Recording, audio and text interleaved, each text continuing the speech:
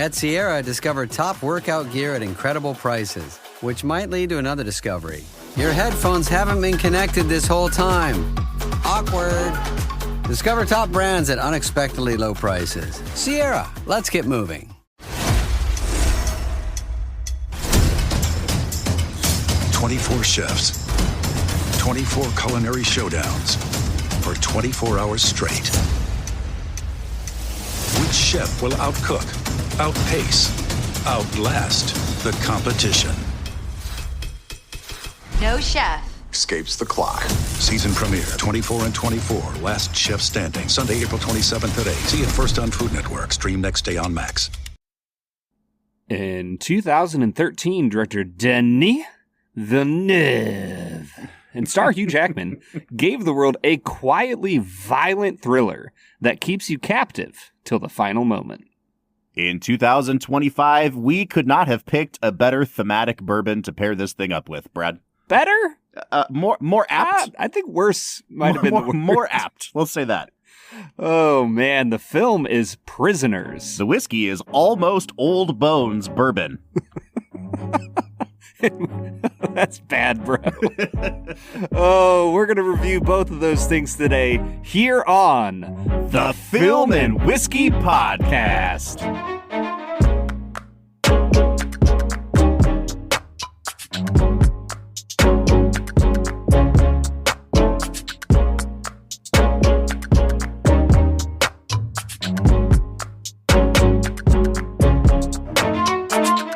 Welcome to the Film and Whiskey Podcast, where each week we review a classic movie and a glass of whiskey.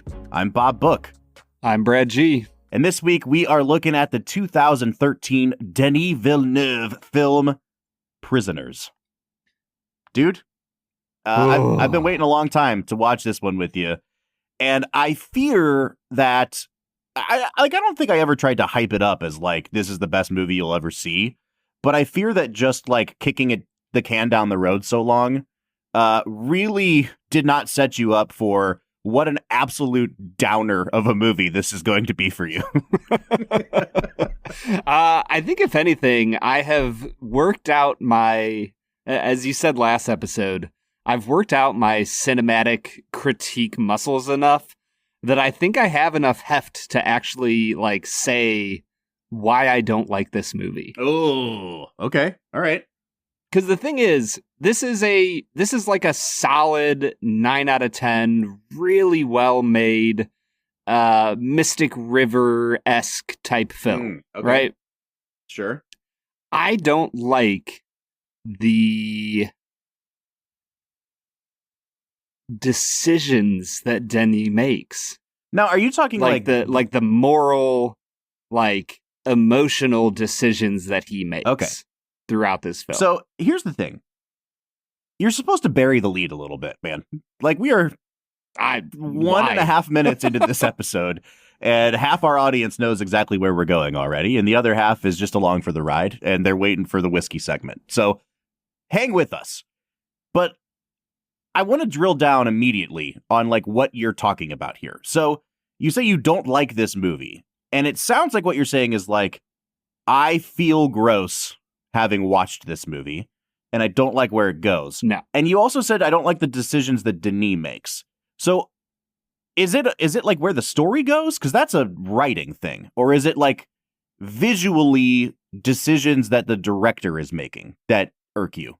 Oh, it's absolutely Denis' decisions. And sure, like the script maybe calls for it, but specifically, this is a movie about how everyone is a prisoner to their own story, right?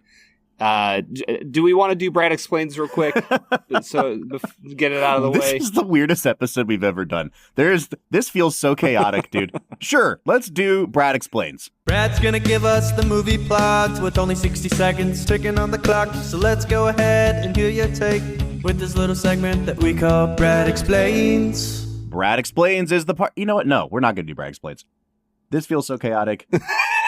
Yeah, we'll do Brad Explains in like 30 seconds. Let me say this. It's still so early in the episode that I haven't said, welcome into Film and Whiskey, folks. If this is your first episode, This is a wild one so far. What we do on this podcast is we talk about movies and whiskey, and this season, we're looking at films from the past 20 years, and we're asking the question, does this movie deserve to be considered a modern masterpiece? Now, Brad, this is at least the, third or fourth Denis Villeneuve film we've done on the show. We've done Sicario. Yeah. We've done Arrival. We've done Dune Part 2. So this must be 4. I don't think we've done any others. But we've done... Yeah, I think that's We've done enough that we know our boy Denis likes himself a very dark tale. And this is his first big American film. So I think it's worth us talking about, it's worth us exploring, and it's worth getting into Brad Explains. Brad Explains. Brad Explains is the part of the show where Brad breaks down the plot of the film that he has just seen, often for the first time.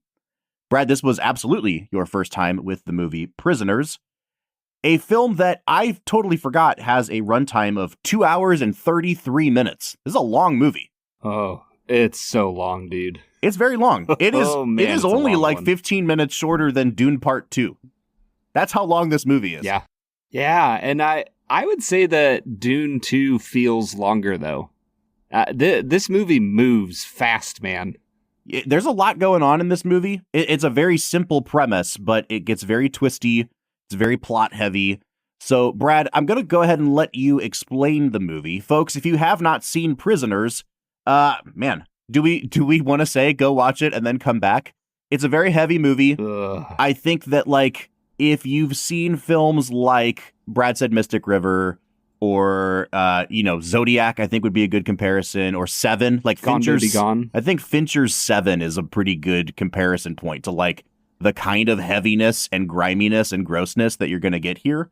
And if that's your bag, go watch Prisoners, come back and join us for the rest of the episode. Brad, you get 60 seconds to spoil this movie, and go. Prisoners is a film that follows Keller Dover, played by Hugh Jackman, as he tries to solve the mystery of his and his friends' abducted daughters. Jake Gyllenhaal plays a detective who is on the case as they follow a promising lead of a creepy RV with a creepy Paul Dano, which kind of leads somewhere, kind of leads nowhere. Eventually, they find out that it's Paul Dano's creepy aunt, who has been doing it for decades now with her husband, and they're evil and bad, and they want to turn people into monsters. And in the middle of all that, Hugh Jackman tortures Paul Dano. And it's pleasant and just an easy breezy, lemon squeezy kind of a movie. It certainly is, man. Just a delight, this movie, I tell you. All right, so I'm going to kind of walk through the movie in terms of, like, things I thought in sequential order. And the very first thing I thought when Hold on. Go ahead. You didn't let me finish. I said we need to get in Brad Explains so I don't spoil anything, because I got thoughts, Bob. Oh, okay. So my thoughts are getting put on the back burner. Go ahead. Give your thoughts, yes. Brad. You already yes, spoiled. They are. You're supposed to bury the lead, man. Wait for things to come up, dude. All right. Give your thoughts. Denis knows where this movie is going. He knows that the entire purpose of the film is to portray how we are all prisoners of our own story. And yet, at every single turn that there could have been any emotional catharsis, he fades to black. Mm-hmm. Yep. Every single time you could have any sense of, like, okay, like this all bad stuff has happened, and yet, oh wait, we just faded to black. There's no catharsis. And I think that's my problem with this movie. Yeah. It's that it's bleak. If you're going to make a movie about one of the most horrifying things that can happen on this earth, you can't take away the emotional catharsis of seeing things be okay. Mm-hmm. And that is a capital C choice from Denis. And I think I'm just in utter disagreement that is a okay way to make a movie. So, it would be better if the movie ended with the children dying and allowing you to sit with a grieving family. Yikes. You heard it here first, folks. Brad G., huge proponent of the bleakest possible ending to this film. I am a huge proponent of movies being an emotional medium that allow us to... It brings things out of us that we might not normally be able to do in real life. Mm-hmm. And a movie that refuses to allow you to have catharsis, I think it's a... I don't... what's the word I want to use? I don't want to say like... I think there's malintention. Interesting. Of some sort that you would refuse to allow the audience to experience catharsis. All right, let me respond, please. Yeah. So this is an interesting episode for us because I don't know that you've ever jumped on a call to discuss a movie as soon after the movie is finished, as we just did today. Like, you literally just finished this movie. And I can tell that, like, you're still grappling with it. And that's really cool because usually we give ourselves like a day to kind of collect our thoughts and put some structure around things. This is a very visceral response from you, which is great. I think it's going to make for an interesting episode.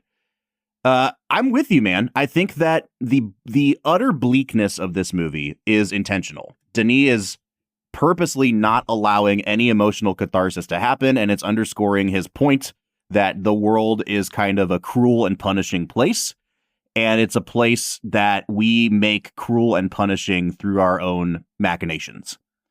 However, I also think that part of the reason it doesn't totally work, and this is crazy. Have you ever seen the movie Seven, Brad? I have not. Okay. And that's another one I've been kicking the can down the road on. It is perhaps the bleakest crime movie ever. And the general premise of the movie, I don't know if you're familiar, but there's a serial killer who is murdering people in the pattern of the 7 deadly sins. So basically punishing people for their sins. And the ending of that movie is just horrifically bleak. But what's in the box? Yes. So it goes all the way with its premise. And I feel like this one kind of pulls its punch a little bit at the end. So I'm with you. Like, I don't want to see the kidnapped children meet their demise in this film.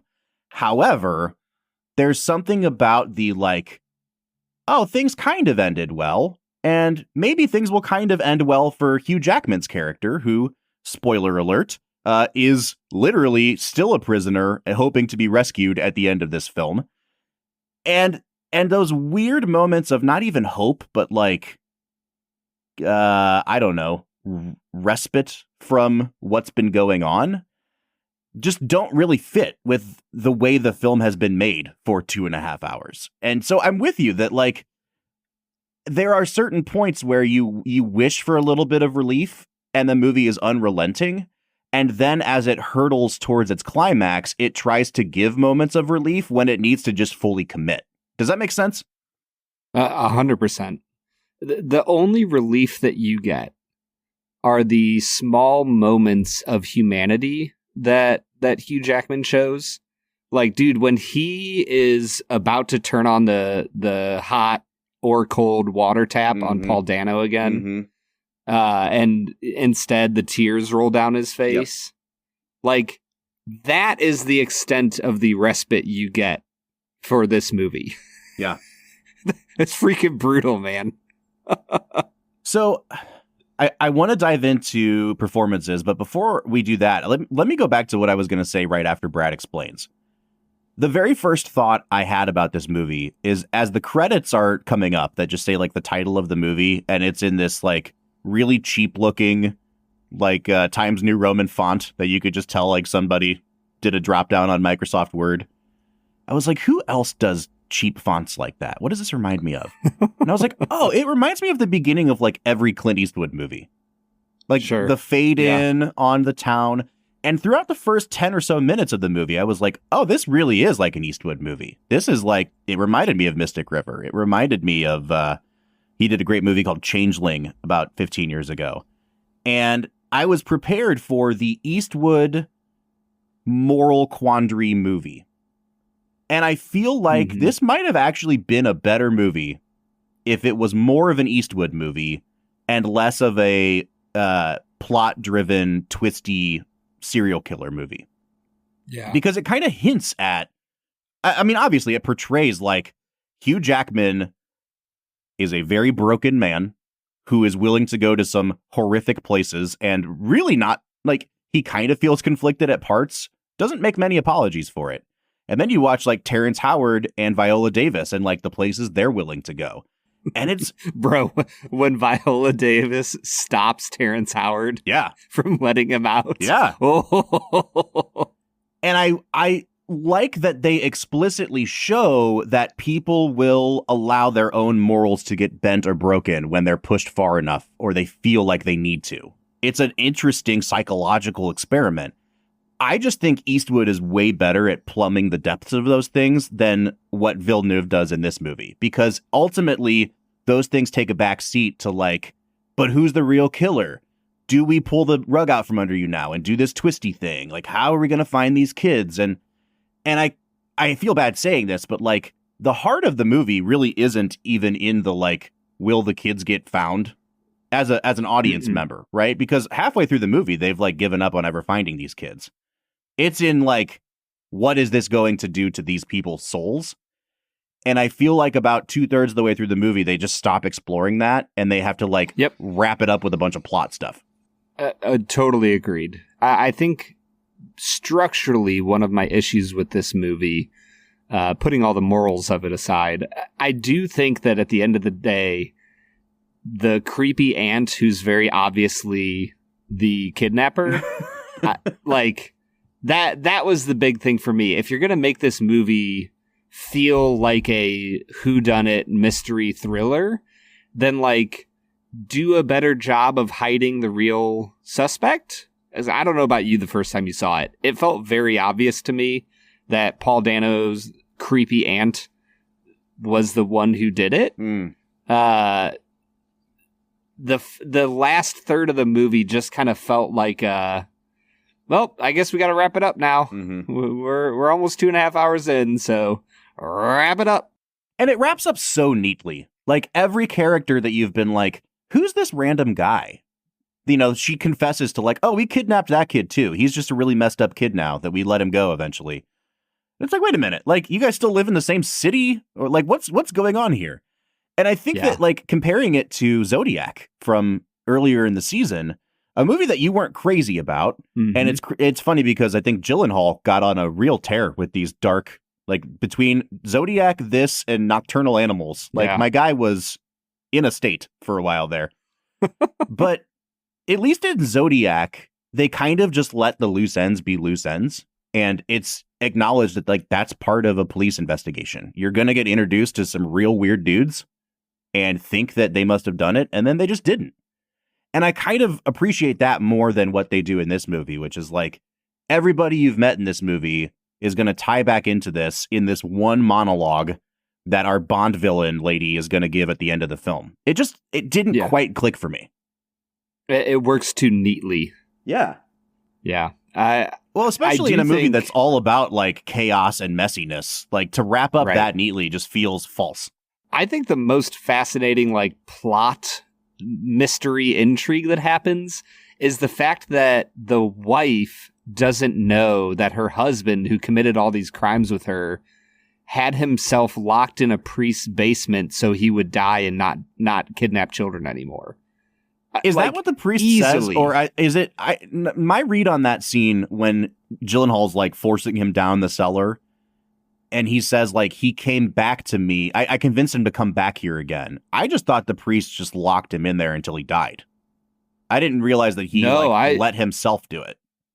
Yeah, the priest said he forced me to put him down there because he didn't want to commit these crimes anymore. Oh, interesting. And like that to me, it was the thing I walked away from going like, that's an interesting, like well-written, sucks me in kind of plot point of like this dude who has done abject evil with his wife and like finally hits a true breaking point where he feels like his only penance is to starve himself to death in a priest basement. Yeah. Like, That to me was the most fascinating plot point of the whole movie. Well, and it sounds like we're complaining a lot about this movie. I think this is a good movie. Like, not even a pretty good movie. I think it's a good movie. It just kind of misses greatness, and I think that it mostly misses greatness in the script. The script wraps up too tidily, and the reveal at the end that Melissa Leo's character is the villain, she really does give like a Bond-level monologue, and then, walks him out to the car, puts the gun to his head, says like, "This is our war against God." And like, yes, we gathered that from what you said prior in the film. Like, I get it. I know what you're doing here. B, like, human beings will never communicate like that. Like, no one will ever say, "I need you to understand that my evil plot is a metaphor, and this is the metaphor." It's like, it just doesn't work that way, I don't know, man. What about the Manson murders? What did he say? I'm the devil, and I'm here to do devil shit. That might not be verbatim. All right, let's talk about these performances. This is a kind of unnecessarily stacked cast. Like, yeah, obviously you think about Jackman and Gyllenhaal, but Maria Bello, Jackman's wife, is a like moderately famous actress in the mid 2000s to 2010s. And then you've got like Terrence Howard, who is struggling post Iron Man and getting cut from Marvel, and so they get him here. Viola Davis is on the come up after The Help, and it's like, this is not the kind of performance you would get Viola Davis in after 2013, but she just happens to be here. So I think let's talk a little bit about the two main performances. Then maybe we can take a break. Mention Paul Dano? Paul Dano. And then the other creepy guy, David Dastmalchian, who is just made a name for himself playing creepy guys. Apparently, like, a lovely person and a good actor. Really? But I feel like it's him and Paul Dano that any casting director gets a note like, okay, we need a super creepy dude, like kind of androgynous, somewhere between 25 and 45. Yeah. And they're like, we got Paul Dano and David Dastmalchian. Do you want him to have a super bony face or like a very round cherubic face? Pudgy face. That's it. Those are the two differentiators. Let's start with the two people at the top, Brad, and then I think we could probably go to break. Jackman, I think, is the better one for conversation because this is one of his bigger dramatic roles, kind of in the midst of his 11 Wolverine appearances or however many it's been. Yeah. And I think it's a really good performance. I also think that sometimes when these guys that are coming from superhero movies get a chance to go do something else and reset, you can almost see them trying to relearn how to not be a superhero, like on screen. Mm-hmm. And I think Jackman has moments where it's like not just really good, but believable. Like when the emotion takes over. And then there are other times where it's like, oh, he's just really going for it. The first scene where Terrence Howard is helping hold him up against the wall and he's got the hammer and he's like destroying the sink. And that was like a big, oh, Hugh Jackman did this unexpectedly and everybody was terrified. And I'm watching that like, if I'm another actor in this scene, I'm like silently pleading with him with my eyes to like dial it back a little. It just... There are moments where he goes so over the top that it almost takes me out of the movie. I think I kind of disagree on that. Oh, interesting. I don't know, man. If my 6, 7, 8-year-old daughter was taken, I don't know if I wouldn't do very similar things. I wouldn't do very similar things because I'm a good person. Sure you are. Sure you are. That's what this movie posits, Brad. Are you? Let the record show that Brad G would not do those things.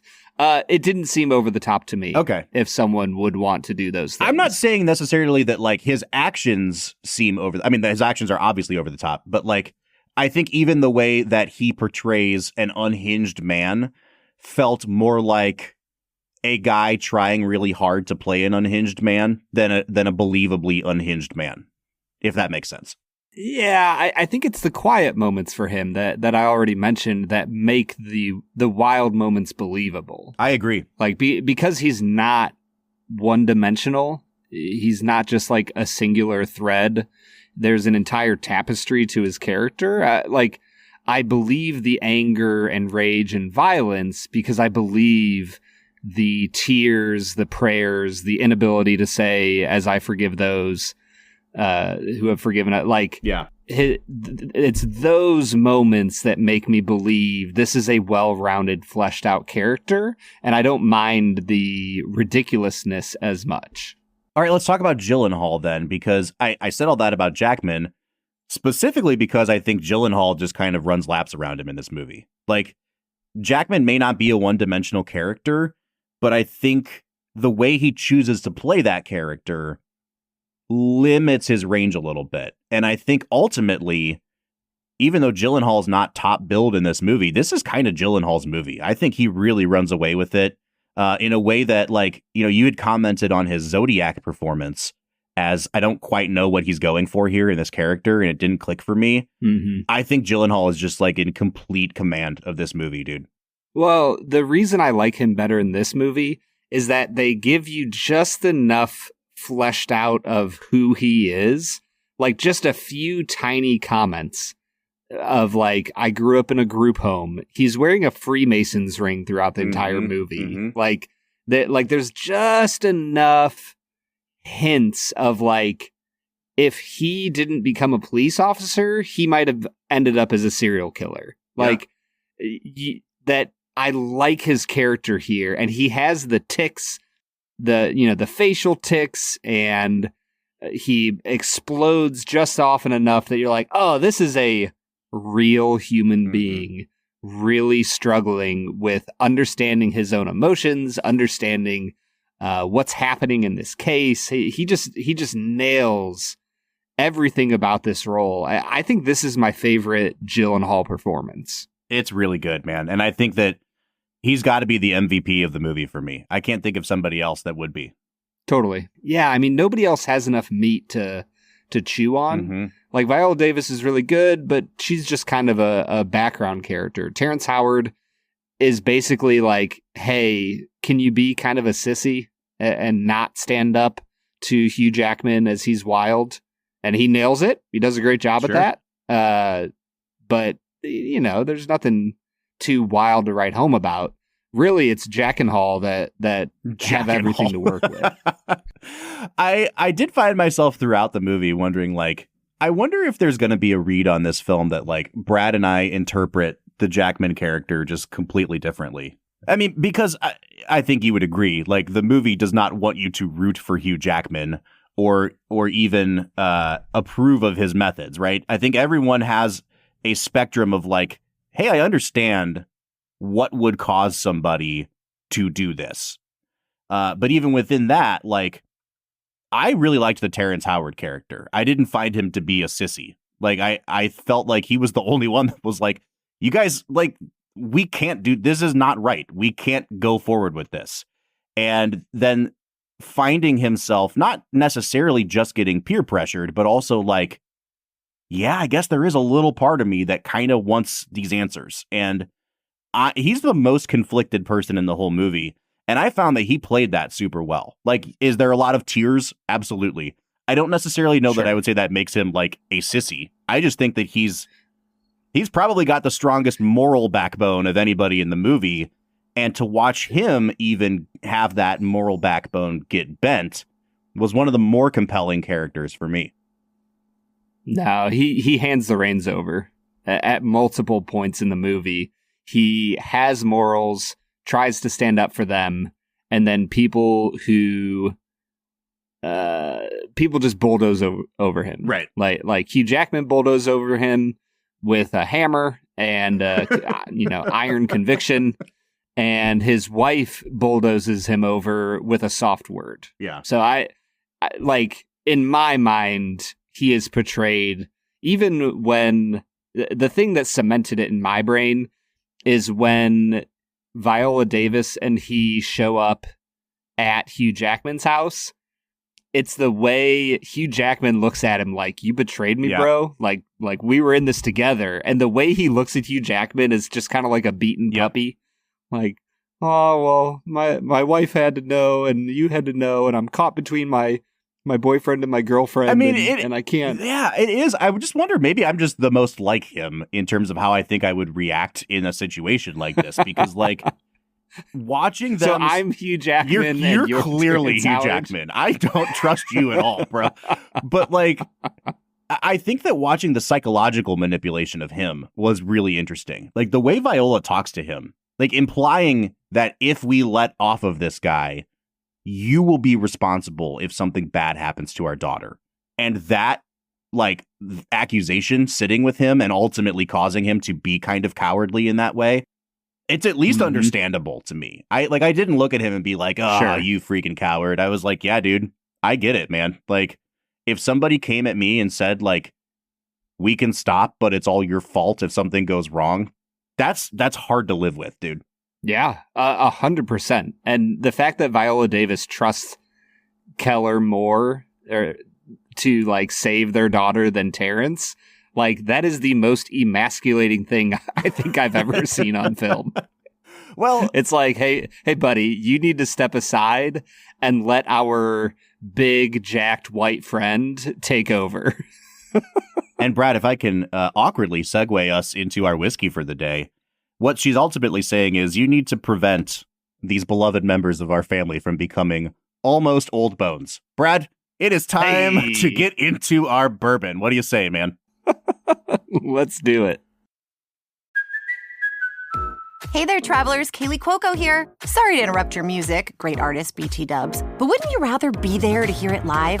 With Priceline, you can get out of your dreams and into your dream concert. They've got millions of travel deals to get you to that festival, gig, rave, sound bath, or sonic experience you've been dreaming of.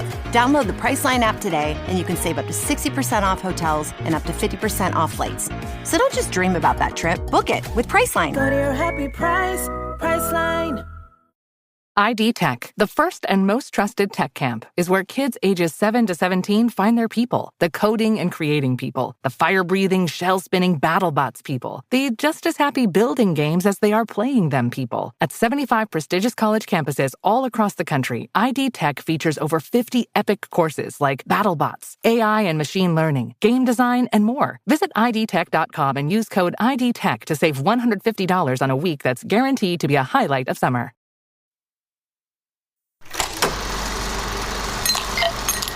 All right, today we are checking out Almost Old Bones Bourbon. This is a 9-year whiskey. It's called Almost Old Bones 9-Year Reserve. This is batch number 1, which is interesting to me, Brad, because I've literally never heard of this brand before.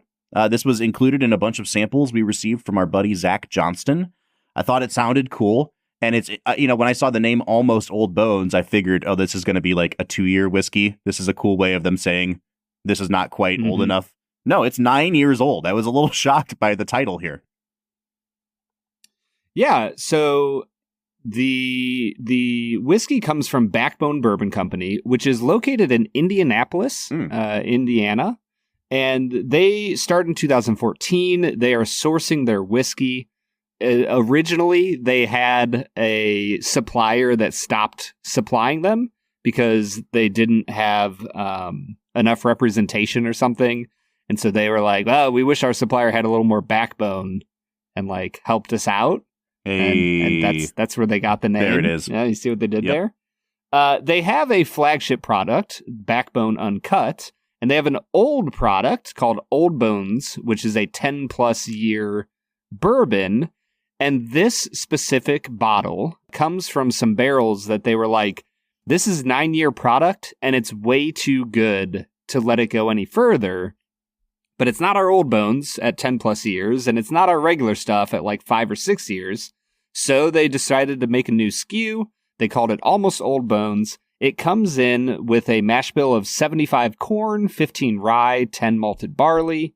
It looks like it was distilled in Bardstown, Kentucky. So, I wonder where that happened. And it's 110 proof. Yeah, and at the time that it was released, the retail price on this was $89. I'm not sure if that's gone up or down. This is a little over a year old as a SKU, so I'm excited to dive in, man. It's been a while since we've had a good, well-aged bourbon. You've drank it already. I'm drinking it live, so why don't you give us your nosing notes?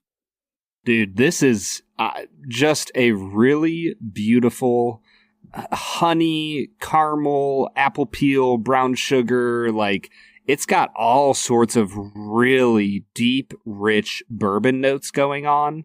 With the honey is what stood out to me, of like a little bit of a lightness to the flavor that accentuates all of the really rich notes I get. Really beautiful on the nose, Bob. I give it an 8 out of 10. Yeah, I think I'm going to give it a 9 out of 10. It's been a minute since I've had a nose that reminds me of some of those great classic full proof or higher proof bourbons from the big boys. This reminds me a little bit of like a Wild Turkey Rare Breed on the nose. Even more so, it reminds me of 1792 full proof. So I'm wondering if Barton might have actually distilled this for them. It's really spicy on the nose. And I think that the 15% rye is really coming through here, but there's a layer of almost like a saline kind of thing too. It smells a little bit like not quite salted caramel, but more like a salted maple. I really, really like this, man, and it is closer to a classic bourbon than anything we've had in a while. I'm at a 9 out of 10. Yeah, and the palate just continues to improve upon the nose, Bob. It gets a little bit oaky, but in a really beautiful, enhancing type of way. There is tons of brown sugar. There's apple. The creaminess and vanilla, like I feel like I just had a big scoop of like homemade vanilla ice cream at the county fair. Like there are all sorts of really rich flavors.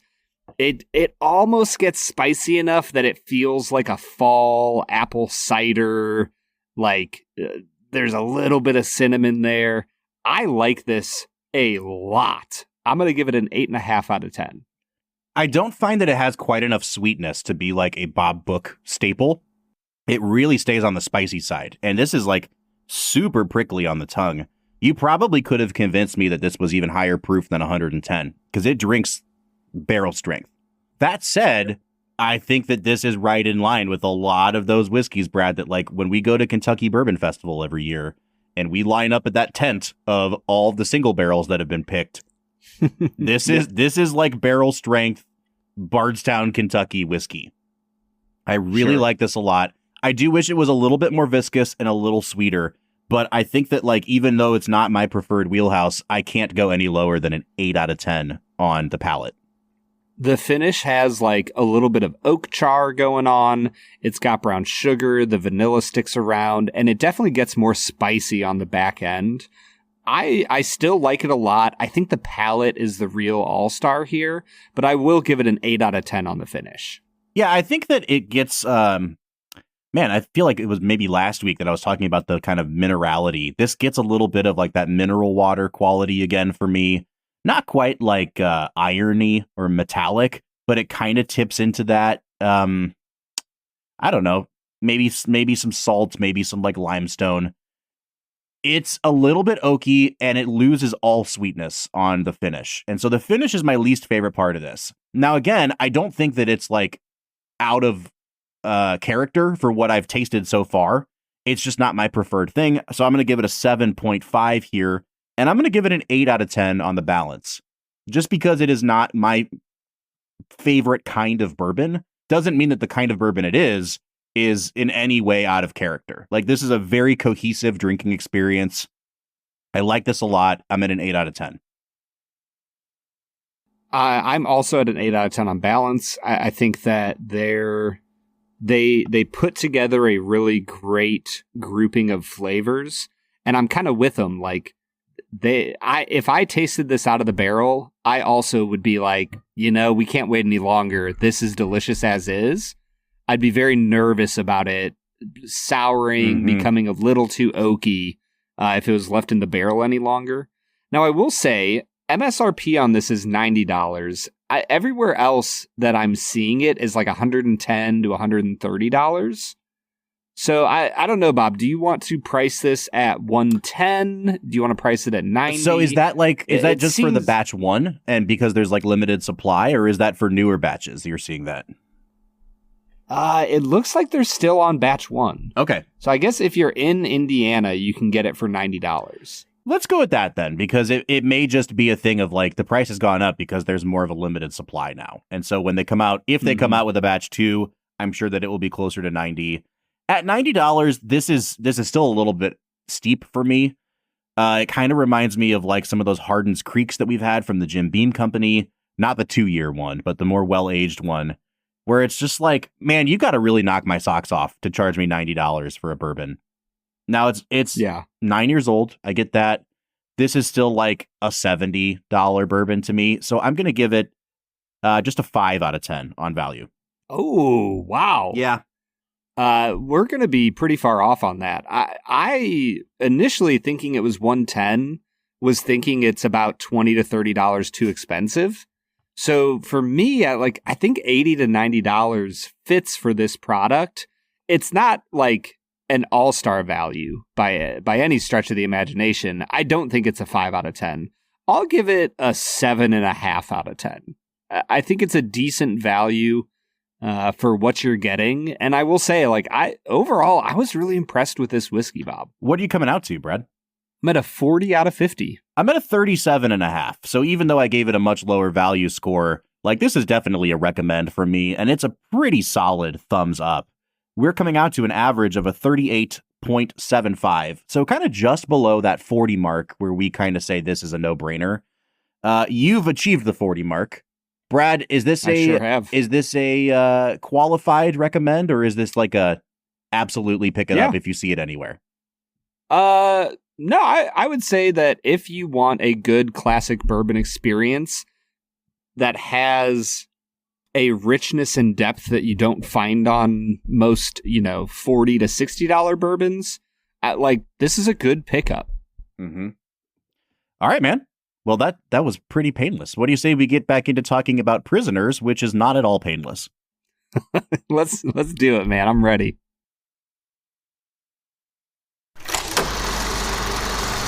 All right, everybody. That was Almost Old Bones Bourbon. It feels like it almost hit the right notes for you, Bob.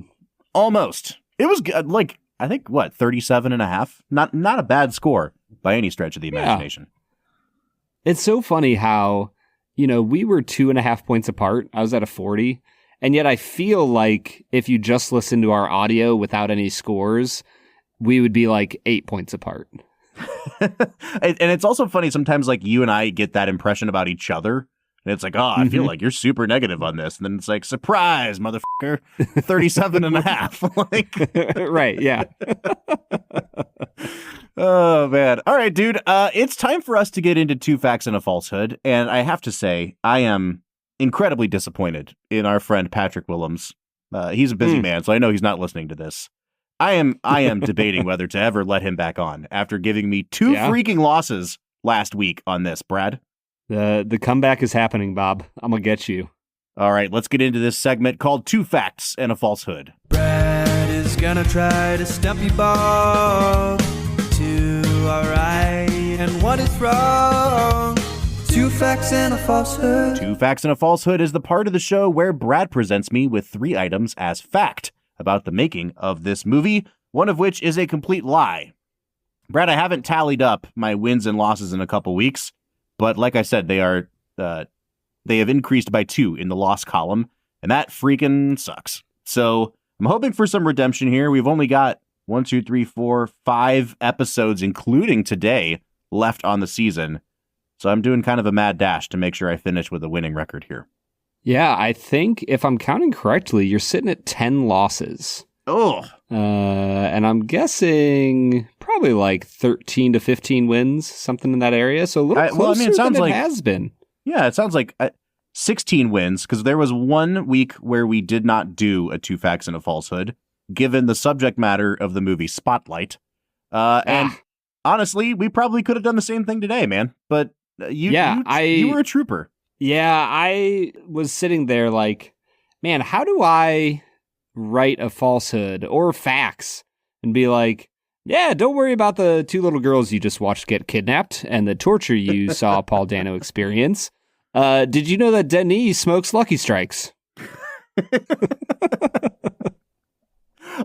You should have done it in an old-timey game show announcer voice. Did you know? That should be the kind of things. Yeah. And now you know the rest of the story. All right, man. Hit me with those 2 facts and a falsehood. Fact number 1, director Denis Villeneuve first met Roger Deakins at the Academy Awards when Denis was up for Best Foreign Language Oscar in 2010. A huge fan of the film, Deakins told Villeneuve that he would love to work with him, and it just so happened that Villeneuve was able to send him the screenplay for Prisoners shortly after. Fact number 2, the impossible maze shown throughout the film was actually created by Adrian Fisher, a famous British maze designer. He allowed it to be used in the film only once he knew that the children in the film did not in fact die. Fact number 3, to play Holly Jones, Melissa Leo wore a gray wig and a foam rubber posterior prepared by costume designer Renee April in order to ground her character. Leo also requested the props assistants to avoid cleaning her glasses after each day's shooting. All right, so number 2 and number 3 both stick out to me for kind of smallish reasons. Number 3... because I feel like you could have inserted a commentary about someone's fake butt. It just seems like it could be a Brad G invention. Ooh. Yeah, I know, Brad right? Pitt, baby. I think butts, I think Brad Pitt, you know? Number 2 could potentially be a falsehood because I find it hard to believe that they wanted this maze so badly for this movie that they would be willing to spoil the end of the film to some rando just to use his maze when they could have just easily designed a maze that looked unsolvable for the 3 seconds that it's on screen. And in fact, I think that I've already talked myself into it. Number 3 could very well be the falsehood. I think I'm going to go with 2, Brad. That seems like the biggest stretch to me. So I'm going to lock in number 2 as my falsehood. Bob, you have nailed it. Once again, this is your season of victories, my friend. Yeah, not so much, dude. Given that I am coming off 2 consecutive losses, I guess 3 consecutive losses based on last week. So I'm glad to get back in the win column. Nicely done on the falsehood, though. That was a pretty good one. Oh, thank you. Yeah, I thought it was pretty decent. Brad, let's give the listeners a peek behind the curtain here a little bit. How long does it typically take you to do your, like, not just to collate the 2 facts, but to write your falsehood? It's probably like a 20 to 30 minute process. Oh, wow. Okay. I used to find the 2 truths and then write the falsehood. I can't do that anymore because there's like too much information in my head and it makes the creative process difficult. So nowadays I sit down and I just kind of ponder like things about the movie, stuff that I found interesting, stuff that stuck out to me. And I'll like write a few falsehoods and then try to find the one that makes the most sense that might trick you. I love it, man. I'm glad. And then it's probably like 10 minutes or so browsing the IMDb page, trying to find innocuous facts about the movie, but facts that are interesting enough that like once you know they're true, it's like, oh, wow, that is kind of interesting. So it's like a hard balance, man. Well, and you made a good point a little bit ago. Like with a movie like this, it's got to be hard to find facts that don't feel too flippant, that like undermine how heavy of a movie we're talking about. Yep. Or there's like, one was about Holly Jones. So the character is Alex Jones, his aunt is Holly Jones. And apparently that's like the name of a child in Toronto who was abducted and killed. Oh, I'm like, I don't know if that's a fact I like want to throw in my game here. Yeah, and I feel like that also might just be a coincidence. Like, I can't imagine that, like, the screenwriter would be like, oh, yeah, let's throw that in here. That would be a horrific thing to do, right? Let's make the name of the most evil character. Right. A child who was abducted. Yeah, that seems a little on the nose in a very not so good way. All right, man. So we've talked about Hugh Jackman and Jake Gyllenhaal. We've touched a little bit on Terrence Howard, Viola Davis. We haven't really gone in on... Go ahead. Can I say one thing? Sure. We never see Terrence Howard in movies anymore. No. So anytime I see him, I have to remind our audience that he is into some weird stuff. And not in a bad way. He's just like... I mean... maybe not in a good way. He's like into weird maths and like Pythagoras theorem and platonic ideals and solids. And he is a weird dude. And you should just Google Terrence Howard platonic solids, I think is his whole thing. It's pretty wild. He's gone off the deep end a little bit, and he keeps reemerging on podcasts. I want to say he did Rogan a couple years ago, and that was like his big, I'm back. Listen to me, now be a scientist. And I've just seen many, many videos of like real scientists being like, I don't know what the hell this dude's talking about. Like this. It's kind of the equivalent of like, if all of the girls from your high school that got really into essential oils for 3 years, instead were Terrence Howard getting into like, I read a science book one time. Here's my thoughts on quantum physics, you know? It's kind of like Tom Cruise doing Scientology, but instead of like going Zero Dark 30 about Scientology after a while, he just like ramped it up and got more crazy about it. Like that's what it feels like to me.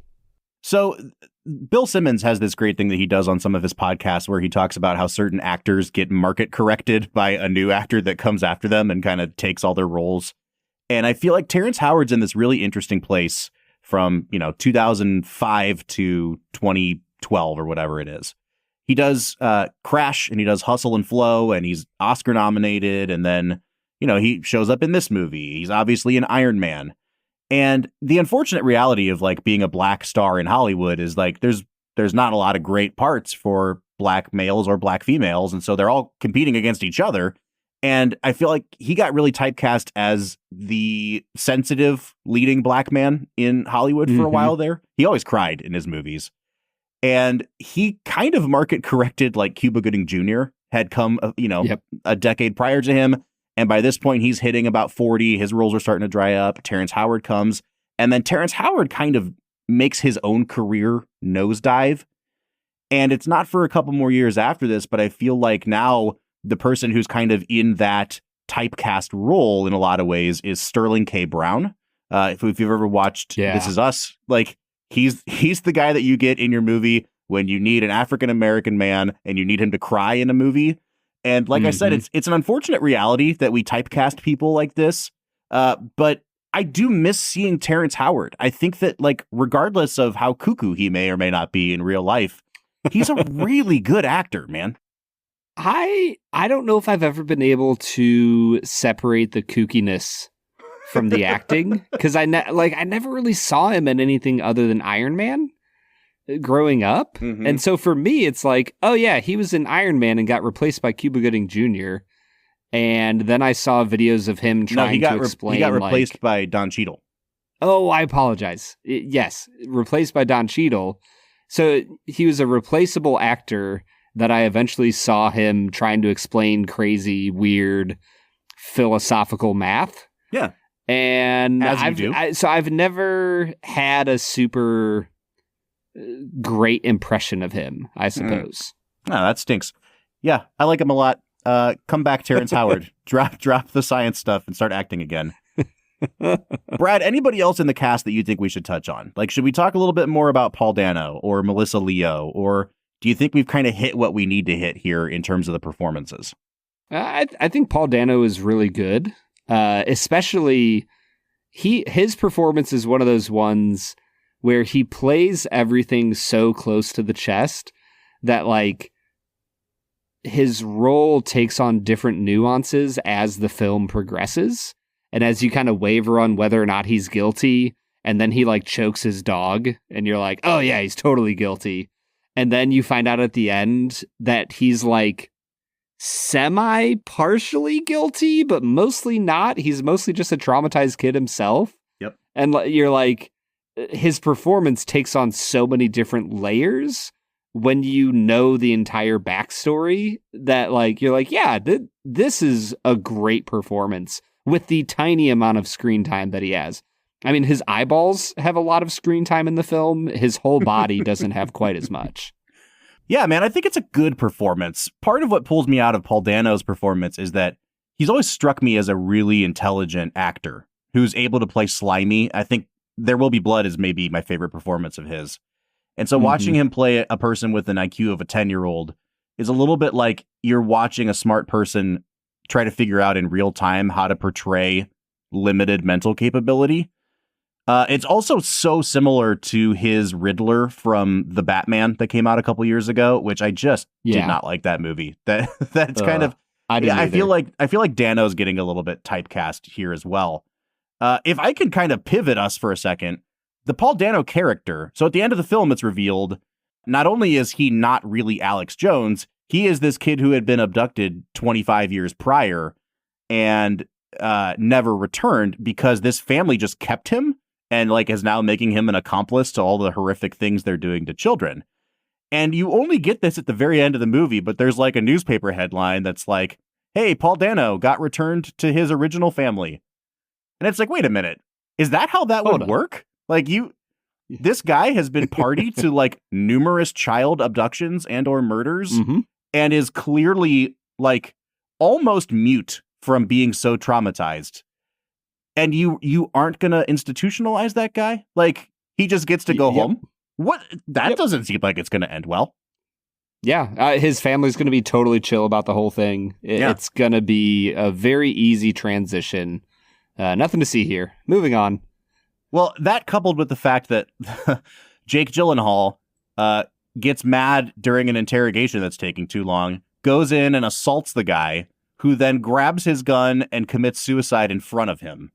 And they're like, damn, Jake, tough day at the office. All right, get back out there and keep knocking on doors. It's like, wait, hold on. You're not suspended? You're not off the case? Not just knock on doors. Go to the relative of the man who was just kept in captivity for a week and tortured, within an inch of his life. Go let her know what was going on. I trust you with this information. You're the guy to do that. You're clearly in a good headspace right now. So just go do that for us. Exactly. And honestly, that's kind of my thing with this movie, where there's a lot about it that's really great and really done well. Like Deakins is a master. He's the best. But there's stuff like this that I'm just kind of like, I don't know if this was... I don't know if it was well thought out. I don't know if there was plans for it. It feels like an early effort from a really great director that he would have cleaned up a lot if he made it 10 years later. I agree. And I think he would have done more work on the script himself. I remember seeing this movie and being like, oh, that was a really good movie. And then the following year that Sicario came out, and didn't really make a huge splash at the box office, but I remember seeing like, this is the guy that did Prisoners. And I was like, oh man, I should go watch this movie. I remember seeing it when they still had the Dollar Theater. I went to the Dollar Theater and watched Sicario. And I was like, oh, this dude took a jump. This is a big movie. It's a huge undertaking. And he is in total command of the material here. And I think revisiting Prisoners, Brad, my big takeaway is that Denis Villeneuve is a master filmmaker who, at this point of his career, the material was dictating what he could do rather than him being in control of the material. Absolutely. I think there's a lot to love about Prisoners, and it really does point to where he's going to go. I'm with you, man. The fact that Sicario came out, you said a year later? Either 1 or 2 years later. Yeah, is mind-boggling to me, because I really do think it is a pretty vastly superior movie to this. Yeah, and that's like I said, it's not to put this down. I do struggle with like the morality of taking your audience to a place of emotional destitution and then leaving them there. I don't think that that's what people deserve for having spent their money on watching your movie. And not from the sense that like we should just feel happy feelings from movies. I think that it needs to come more full circle. But even beyond that, there's a few things in this movie that he just needed to work on, and he does it quickly and becomes such an incredible director. Well, it sounds like we're tipping into final scores here, but before we get there, we have one more segment to get to. It's our final segment of the day, which we call Let's Make It a Double. We're near the end of the episode, so thanks for listening to the Film and Whiskey Show. Let's pair another film with this one, even if it's a struggle. It's our final segment of the day, now let's make it a double. Let's Make It a Double is presented by Blackwood Distilling Company. It's the part of the show where we pick a movie to pair up with this one to make the perfect double feature. Brad, we've thrown out a lot of titles today. I don't really have any like cute, clever thing here. I think the best movie to pair I this really hope with, you don't. Yeah, right. The best movie to pair this with in terms of just like, this is a dour, sad, heavy movie would be Seven. I don't personally like that flavor of film. So I would choose to pair this with a movie like Gone Baby Gone, which is also very much about similar thematic territory of a missing child, but it does a better job to me of asking those thornier questions and leaving you in ambiguity instead of just in a bleak, dire place. So I prefer that movie to this. I think they'd make an interesting pairing. But once again, I keep coming back to the fact Ben Affleck's first movie, to me, is his best movie. So I'm going to continue to recommend Gone Baby Gone. That is actually what I was going to pair it with as well, Bob. Oh, nice. I think Gone Baby Gone has the same, a similar, level of moral ambiguity. It feels like it comes more full circle, though. I think that he's more responsible with the things that he shows you. And I actually think there's multiple times throughout the film where Denis pulls his punches. And whether it's giving you catharsis or going as far as this grossness goes, I feel like Gone Baby Gone is more willing to dive into the grossness of what takes place and what happens, and more willing to go into the catharsis and the feeling better. Mm-hmm. I prefer that. If I had to pair it with something else, I think I'd probably go with Mystic River. I know I mentioned it earlier, but I think that you are right in calling out a Clint Eastwood comparison here. And I think that would make for a very sad, depressing night of cinema. But I mean, you could watch this with Up, and it would be a sad, depressing night of theater. All right. Well, there you have it, folks. Those are our picks for Let's Make It a Double. But no matter what you choose to pair it up with, you can always make it a double with Blackwood Distilling Company. And once again, go to our special link on bourbonoutfitter.com. That's bourbonoutfitter.com/filmwhiskey. And if you use our code FILMWHISKEY at checkout, you'll get 5% off your bottle of Blackwood Distilling. Brad, I've been sipping on this Rye 105 that I just brought back from Kentucky. Freaking delicious, man. To the point where I don't know if we need to just dedicate a whole episode to talking about it, but like one of my favorite, like in the rotation ryes right now. Yeah, it sits next to my desk, and whenever I need a drink, like Don Draper, in the middle of the workday, I pour myself some Blackwood 105 rye. There you go. All right, man, let's give this movie some final scores. I think this is an 8 out of 10 for me. And it's like, it is both overachieving what a somewhat limited script is doing, and it is underachieving at what I know Denis is capable of. And so it's a weird, sometimes we talk about like, oh, it's an 8, but it's a really good 8, bordering on an 8.5. Mm-hmm. It's an 8 in every way that a movie could be an 8 for me. So that's kind of where I'm landing. Yeah. I think that craft wise, this is like, I'm with you. This is an 8 out of 10 movie through and through. I think that I personally just didn't vibe with it. And I understand why, and I don't necessarily hold it against Denis. It just doesn't totally work for me. I'm going to give it a 7 out of 10. Oh, okay. I'm glad we watched it because it was kind of the big glaring hole in our Denis Villeneuve filmography. And I'm glad I revisited it because I haven't watched it in like a decade. So it's good. I think I probably, I don't know, like it's on par with Arrival for me, a movie that I don't feel like totally works. It's definitely a step down from Sicario. And then I think both Dune movies easily surpass this one for me. Yeah, I would say so. I think Sicario might still be my favorite from him. Mm-hmm. With probably Dune 2 and Arrival being right behind it. All three of those films are just so incredible. I can't recommend Denis enough. He's such a great filmmaker. And yet I feel like he's never quite had a 10 out of 10 movie yet. Even Sicario is like a 9 bordering on a 9.5 for me. But sure. I just want that one perfect movie that is undeniable from him. And he hasn't quite gotten there yet. I totally agree. And I think for a lot of people, Dune 2 will be that.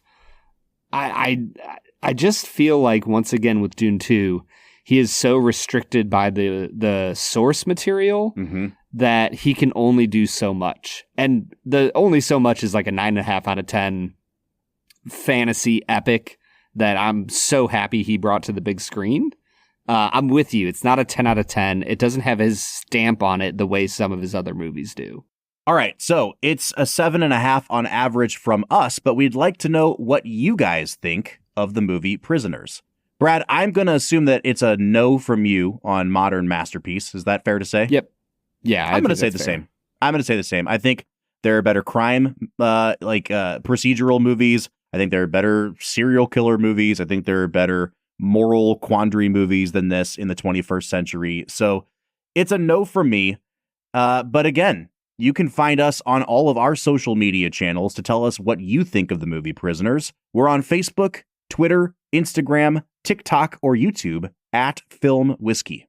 Or if you'd like to join the conversation, we have our very own Discord server where we talk all things movie, whiskey, and pretty much anything else going on in our lives. So if you want to find a nice community, you can head on over to our Discord server. There's a link at the end of every single one of our show notes. Next week, another movie I have not watched in a while that I'm really excited to revisit. It's the 2019 Sam Mendes film, 1917. So we're going into World War I territory here, Brad. The most uplifting of times, Bob. All right, so join us for that next week. But until then, I'm Bob Book. I'm Brad G. And we'll see you next time.